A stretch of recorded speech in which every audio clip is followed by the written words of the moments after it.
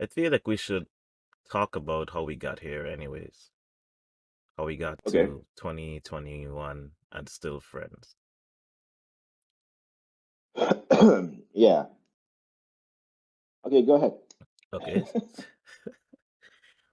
We met in biology class at UVI on St. Croix. I think it was, well, it had to be 2006 to 2007. That's what the school year started. I had just graduated, just gotten there, green, didn't know anybody. So I was just doing what I normally do in school, which is just go to class, go home. But I also like to be early. So I was always there like an hour early before class. A, to study, and B, to try to socialize. So when I got there early, normally the class would be either locked or open. When it was open, we'd go inside, and then you and our other friend would be watching Naruto or Michael Jackson videos or just anything on YouTube. And I just be That's there, when YouTube like first came out. yeah, and I just be there chilling with Yeah. y'all. Never watched Naruto, didn't really care, but it was something to do, so we would do that. Plus, our friends would actually help us study for exams really well because they always had some crazy acronyms of the systems and the parts of the body. I was like, damn, that's smart. But then it would stick Yeah. with you, and then we all passed, help each other out. Labs were fun, and then we started to hang out outside of class, which is like lunchtime or just in the library chilling, doing wild stuff. You were wild. You were wild. Dude, I still wild. I just married now. Oh my gosh. So chilling in the library, cafeteria, activity center, and then I share with you one night that cause back then we had Messenger. I don't know if you guys too young or too old to remember MSN Messenger. So we'll be talking all the time. We would play a lot of text-based games on the web. Yeah. What kind of nerds are we? Like we playing a game where you have to read the attacks and envision what's happening. Yeah. Those were the like OG RPGs back Yeah. then. And then we play a lot of flash-based games as well. Mhm. And then I share with you that I was undocumented at the time. I was like, this is the first person I actually told this to, and then you didn't even judge me. You actually tried to help me the best you could. Flash forward a couple months, we moved to St. Thomas, and then we lost that one friend who stayed on St. Croix, but we just became inseparable from then. Yeah. I'll take a pause here and let you go. Yeah, yeah. You know, your memory is a lot better than mine because I don't remember anything. All I remember was we had a biology class together, and I remember us all staying outside and just like doing what you said, like studying and stuff and Mm, talking and being social and stuff. I remember like you and I, so I'm a real paranoid person, right? I remember back then, maybe it was after you told me about being documented or whatever, and you mm. were like, "You're my best friend." I think you told me like I'm your best friend, and I was like, "Really? Why?" I was like, "Hmm, is he my best friend? I don't know yet. Let me take some time." I didn't feel like at the time I was your best friend, but you were my best friend. Wait, or the other way around. Yeah, yeah, yeah. But I think after that day, I started to really consider like, okay, if I'm his best friend, I need to like see if he could be my best friend too. Mm, I think in St. Thomas is when I start to feel like you're my best friend too. yeah. Because at that point we were going through some crazy stuff together. Like we had Crazy. so much adventures in St. Thomas, man. I ain't gonna lie. A lot of that built a lot of trust because for Hmm. me it's really hard to trust people because of my childhood and other stuff. Yeah. So St. Thomas showed that. And then I think at some point in St. Thomas, by the way, my story is obviously more vague than yours because, as I said, my memory is not good. I'll help you.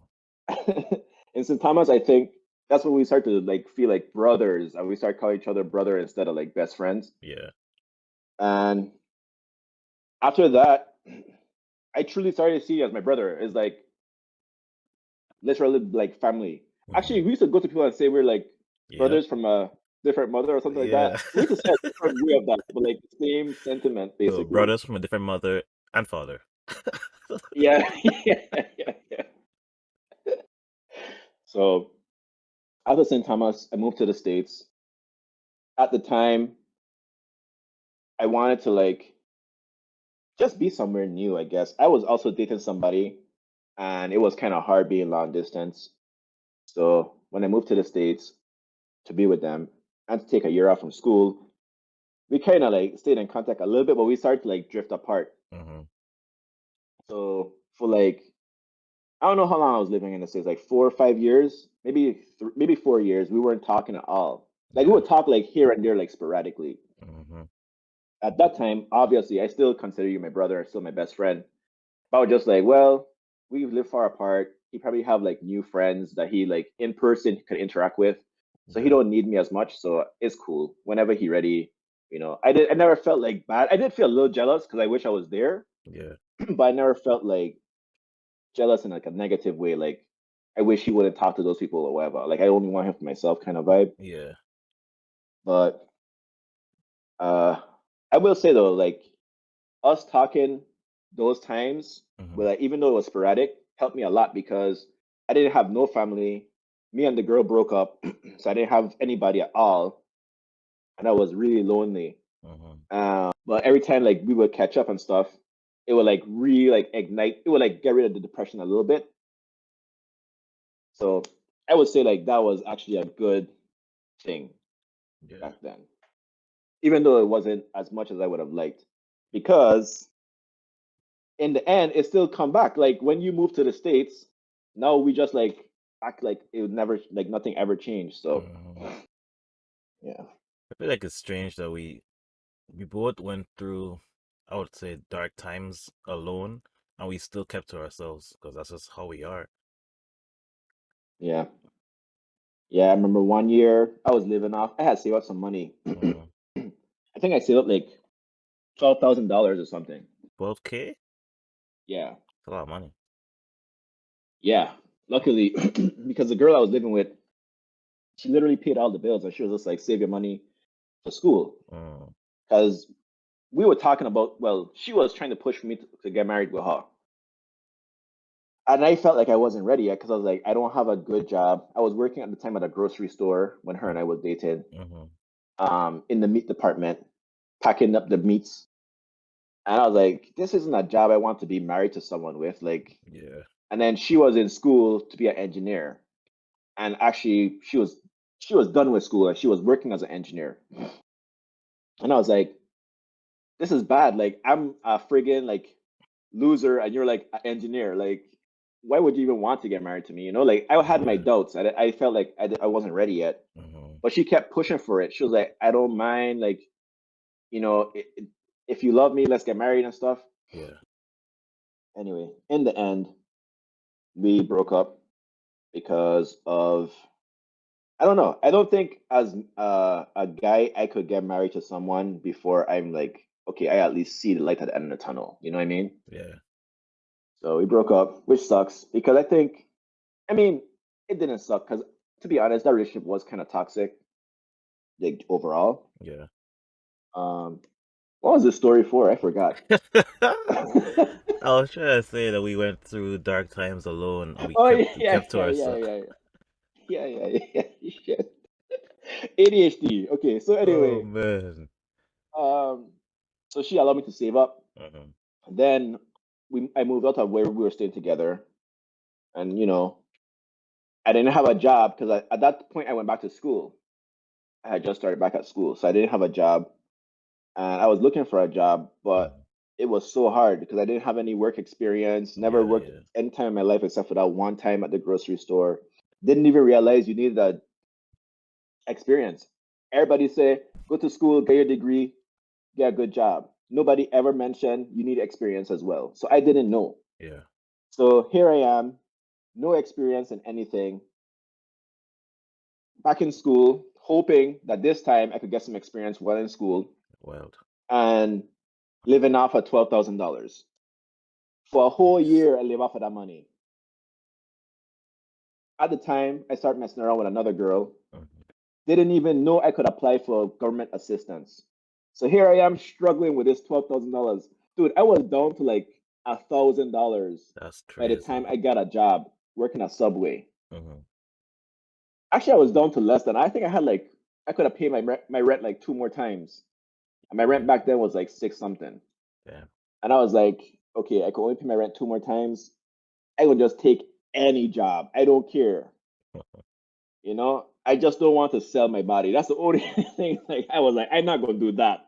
Like I'd rather Yeah, be homeless. you gotta do what you gotta do, man. So then, I was like, at that time, I was so scared. Like I wasn't talking to nobody.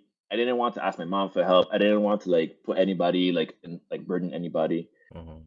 So I was trying to figure out, okay, if I end up being homeless, I could always sleep in a computer lab or sleep in the library Yep. or whatever. Like I was thinking of ways how to like survive being homeless, basically. Hmm. Like I could use a gym to shower. I don't have much clothes, so that won't be a problem. The rest of the stuff I'll just throw away, basically, Yeah. because I can't keep them. Like I Hmm. was literally making plans to be homeless, and then um, a job opened up at Subway, and I came in, I was like, is a position open? Yeah. Okay. I went to computer lab, filled up, come right back. The dude was like, this is the fastest anybody ever applied. I was like, yeah, I need a job like right now, man. He was Man. like, okay, we'll think about it. I think I applied, I came back like 3, 4 times, like, so the position's still open, so the position's still open. Eventually he was like, you know what? You have a job interview. Yeah. Dude, I come into the job interview dressed like button down, like a tie, everything Oh for my god. friggin' Subway. You gotta do what you gotta do, man. Let me tell you, me and that became good friends. I still text him and stuff. Hmm. And he told me once, like, dude, when you came in with the suit and tie, I never see nobody come in for a job interview at my Subway like that ever. Wow. He's like, when I saw you come in, I knew you were going to be a hire. Because after that, let me just fast forward a little bit. I became a supervisor there at one point, and I had to do interviews myself. Hmm. People would just come in like dressed like bummy, like, Bummy. and I'm like, oh, that's how I was supposed to come in, like just a t-shirt and a jeans pants. Oh my gosh. Like one girl we hired, right? She actually had a tracking thing on her ankle, like the house arrest. Yo. A white girl. I was Oh like, what man. the heck? We hired her. This girl was wild. One day she went on a smoke break, Mm. never came. Y'all gotta check the freezer for her, man. She never came back. She went on a smoke break and never came back. Man, that's crazy. But yeah, after that, like, those hard times were crazy because living on $12,000 was already crazy, but I Hmm. didn't realize how crazy that was at the time. Like I thought, oh, it's fine, I'll get a job eventually, you Yeah. know. But getting a job with no experience is like impossible. So I had a similar, almost similar. I was living alone. I only had enough money to pay rent and then buy a pack of bread and a pack of cheese. And that's it. So bread, cheese, and water. So I got to a point where I was extremely malnourished, but still wanted to go to the gym because it was free, But passed out in the gym. Passed out. Damn, how many times? Just once, and that was it. Never went back again. We went one night. I think I had my one sandwich that day, two sandwiches that day. It was a good day. I splurged a little bit. Yeah, Then went to the gym, started doing something. I think it was these. Hold down yeah. in front of the mirror, and then at one moment I see myself next to the mirror. And then I just wake up in the car. Yeah, Damn. he like you pass out. I'm like, oops, because I can't do this anymore. But like, I also plan to like, I'll just buy a cheap car and live in the car.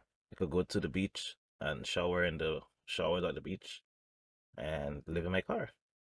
But I just held on for a little bit longer, and then Obama came with no, actually I met somebody as well who liked to eat but never ate leftovers. I'm like, this is a win-win. I could clean your fridge and you could just go on living. So that's how I sustain myself for the most part. So I'm grateful to her for that. But then Obama came with the Dream Act, and then that helped me fill out the paperwork. I got a job at UVI, and then the rest is pretty much okay from there.